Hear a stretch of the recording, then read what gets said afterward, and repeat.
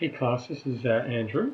I wanted to give you some background on the research paper, and I thought this might be a good way for me to send this to you so you can review it a couple of times, and hopefully this will help you shape the paper you're thinking about, and also will save time in class. So let me just walk you through how I might approach this paper along with some things that you need to know. So I would suggest you start with the end in mind. So let's think about what you're trying to produce and what you're being asked to produce. So an in-depth research and reflection paper. So note research and reflection. So this is just not an opinion paper. You need to have the ability to back up what you say. And I also want to see some reflection on how you see this leader. So you're going to analyze the moral leadership of a current or former leader. It can be American, international, you can know them or not know them, alive or dead, and the impact on his or her organization or on society or on their span of influence. So that's what you're doing, 20 pages. Make sure you integrate the beliefs, values, behavior, ethics, language, attitude, really that create the individual's culture of leadership. So you don't have to answer all those aspects, but really want to take a holistic approach to the leadership that you see in this person. And give special attention to the academic body of literature. Don't get all of your sources from Hello Magazine or MSNBC.com or NBC News. Look at proper academic sources when you're looking around the leadership and ethics. Okay, so start with the end in mind. Focus on why more than what. So don't spend 20 pages telling me what this person did. You're looking at why they did it or why they responded a certain way. The tendency is just to fill it with, say, you're looking at Henry Ford, all the things Henry Ford did. You don't need to tell me everything Henry Ford did. You can summarize it quickly, and then I want to know why he did certain things, what shaped his leadership, his values, his beliefs, the intersection of all those things. Analyze and synthesize. Don't just regurgitate. Don't just give me lots of quotes or said this person said these three paragraphs. I know it's tempting to fill up 20 pages with quotes. It doesn't work. I want you to bring together sources and say these sources agreed in saying that, or these people analyzed, you know, Winston Churchill and said this of his leadership style. Think of your line of logic before you write, and that's why I want you to think about a skeleton. Try to map out how you're going to present this leader. And I'm not going to give you a cookie cutter structure. Actually, in a few slides, I'll tell you how I might approach it, but it's not the answer. I want you to work out how you present the best case. And look, it's your time to shine, to do a really good paper, okay? When we talk about sources, we're thinking more scholarly than contemporary. Scholarly means it's either peer-reviewed or in a journal or in a book or in a sort of a well-rated magazine. So look in the APU library. Use Google Scholar. It's a great resource too. You can interview them or look up interviews. You can look up artifacts. But again, I'm not saying you can't have contemporary sources, but get in there and get some good ones. This is a research paper, right? So here's the leader. I'm going to say, if I was going to do a paper on Dr. David Bixby, here's how I might think about it. Okay, this is not the answer. This is not the framework you're going to use or should use. I want to show you the way I think about it if it's helpful. So I might spend a page just introducing my paper, really an overview of what I'm trying to achieve, what I'm trying to say, and maybe the importance, or even say why I chose this particular leader. Okay.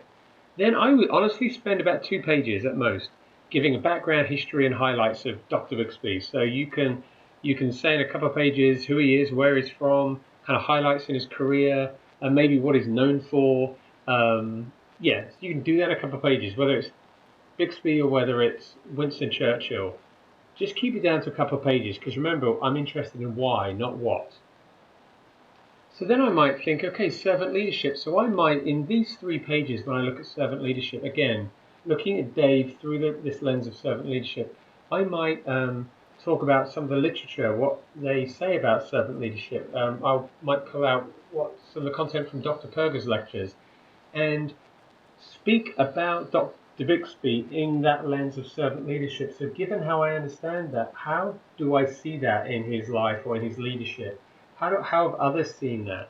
Then I might think about relational leadership. When again from Dr. Perker's uh, um, sessions, as I understand relational leadership, how do I see that lived out in Bixby's leadership? And again, um, bring in some other literature that may not speak about Bixby, but might speak about relational leadership and the importance of it and the value of it and the critical nature of relational leadership. And so you're not looking for sources that exclusively just talk about Bixby, but you're going to hopefully thread that in as you show that you understand relational leadership. And again, don't give me paragraphs and paragraphs of what other people say about relational leadership.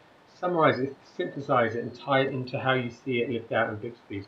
I might do a section on looking at how Bixby has led in crisis. So, are there a couple of crises that you know of, you read about? Maybe it was the equality ride was one issue, maybe another one. What do you, as a researcher, what have you learned about his leadership in crisis? I think that's always it's a good way to look at somebody's leadership. As you understand moral leadership, again, how does that intersect what people have written about it, how people understand it, how you understand it? How does that intersect with Bixby? Then I might spend 5 pages on saying, okay, given my analysis, given my thinking about Dr. Bixby, what are some lessons that I can take or society can take from his leadership? And you can really get into some interesting reflection on that. And then I'll wrap it up with a one-page conclusion. So look, in a few sections there, I've got 20, 21 pages, which I think, again, you may not want to choose these sections, but tie it into some of the content that you're going to come across in class. And then obviously I'll be listing my references. Use APA. We'll talk about it in the course, but APA standard is what I'm looking for. So this is all double-spaced, and you'll see the rubric, it's in the syllabus. We're going to be grading you on the introduction, on your content, your critical thinking, and the organization of the paper, your presentation of the research, and how you integrate faith, how you think about that in this, your analysis and conclusion, how persuasive is your paper, grammar, spelling, and APA. More is less in my book. And then I want to see at least 3 types of sources. I want to see more than 3 sources, but 3 types. So, journals, books, maybe interviews or other artifacts. So get at least 3 sources. That won't be difficult. You'll see that it's half of your grade, so this is worth putting time into, right? Here are some dates. Again, I've chosen not to mandate these, but I think honestly you will stand a greater chance of having a good, strong paper for grading purposes at the end if you take advantage of this. So in the 29th, give me a skeleton, almost similar to what I did, but just give me a bit more detail about what you're thinking in those sections. I'll give you some feedback. Then write the first 5 pages of the paper, and I'll give you feedback after the 21st of March on your writing and grammar and that. April 11th, submit me a complete draft, and then I'll give you some feedback on that. And then you've got a couple of weeks to tighten that up and submit your final paper. So hopefully this is a little helpful in thinking about the paper. Always feel free to reach out to me, either in class or abarton@apu.edu. But again, start with the end in mind. Don't start writing or get lost and you've written 18-page history of what Dr. Bixby's done in his life and then give me 2 pages of analysis. That's not going to be what we're looking for. So start with the end in mind. Don't be afraid to actually think and plan it out before you start writing. I suggest you don't leave it to the last week of class. That's never been successful to date. So yeah, I hope this is helpful, and let me know if you need help. Thanks.